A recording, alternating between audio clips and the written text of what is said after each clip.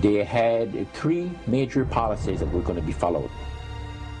First, Lucifer says, we have to make sure that people, humans, get to believe that Satan and his angels do not really exist. You know, Roger, that's interesting because a recent research study report that I read indicated that in a national survey, I believe it's over 75% of people do not really believe in a real tangible devil. En de grootste truc van de duivel is niet dat hij huilt, maar dat hij iedereen laat denken dat hij niet bestaat. But there is one. Oh yeah. Oh, the next thing, the three parts policy that they had adopted there, the second one was to find a way of being able to get total control of people's minds.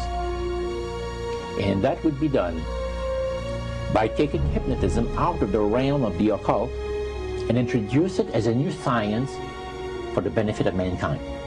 They felt that by taking hypnotism out of the realm of the occult and introducing it as a new science for the benefit of mankind, they could then use people of great renown, educators, people of capacity, that would do great things, such as supposedly regress people in time to former lives that they had.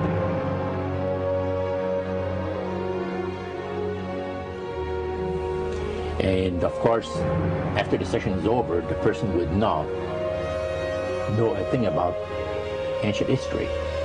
And the person she or he has talked about performing, you know, certain deeds, we'll say 3,000 or 4,000 years ago.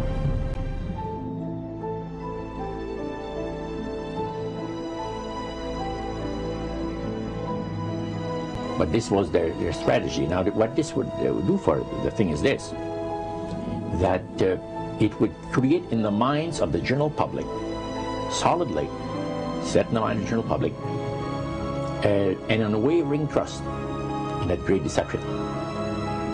So now this would be a way of de-Christianizing the Western world through the avenue of mysticism.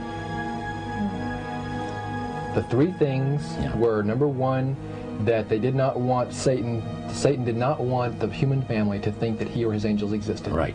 The second point that you made had to do with taking control of people's minds. That's right. The third point was what? Was to destroy the Bible without burning it. Okay. See? And what was his strategy on that? On that, it was very interesting. Because after the Great General Council, it was decided that Satan would tutor Charles Darwin personally in setting up the principles of his theories of evolution. He was tutored by Lucifer himself, the fallen Lucifer. And at that time, it was understood, Satan and his spirit counselors understood, that if a person was led to believe in the theory of evolution, it would, in his life, destroy completely the creation week of the Bible, the fall of man, and the plan of redemption. It would do away with it. Anyone that teaches a theory of evolution is considered to be a minister of a great religious system.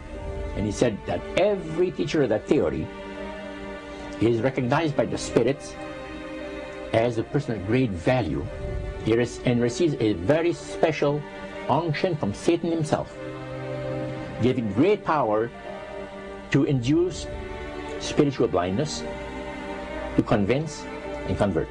Three capacities.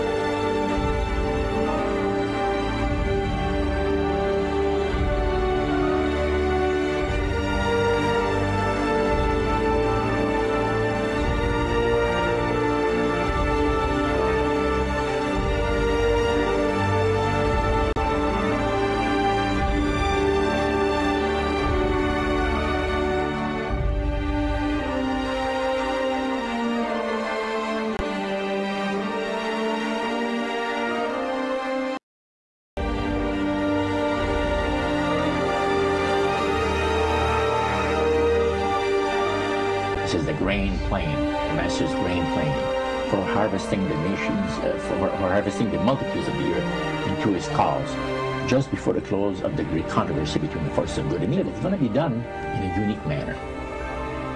This grand plan is going to take people are going to eat the stuff, because it says spirits, demon spirits, will declare themselves to be inhabitants of far distant planets in the galaxies that are coming to warn the inhabitants of planet Earth of the impending destruction of the planet unless something seriously proper is done to avoid it.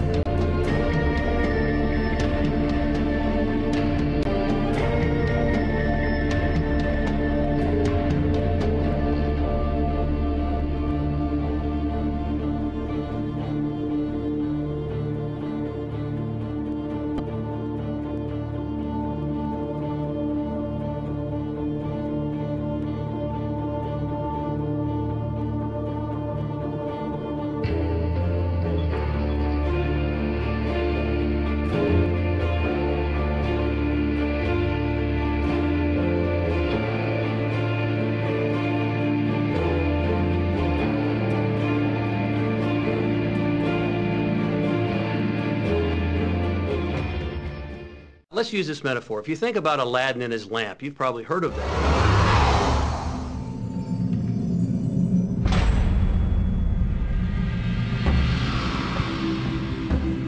And the genie always says one thing. Your wish is my command. You know, the universe is this great genie, and your conscious mind is Aladdin. It formulates the intention of what you choose for your life.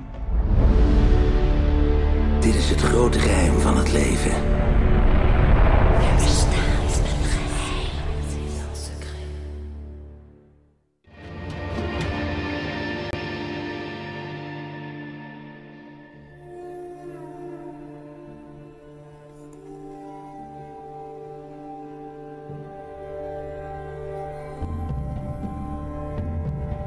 At the very heart and core of all these secret societies lurks the Kabbalah. It is a method of encoding information through a system of mathematics and numbers. These people that belong to the secret societies never dared to write down in any language what they knew, what it was that they were guarding, because then someone could steal it and then the secret would be out. So they took this knowledge and they made it occult through a system of encoding, encryption, one of which is mathematics, numbers. Another is architecture. Everybody wonder, why do they have a fraternal organization called the Freemasons? Aren't those the guys that build walls?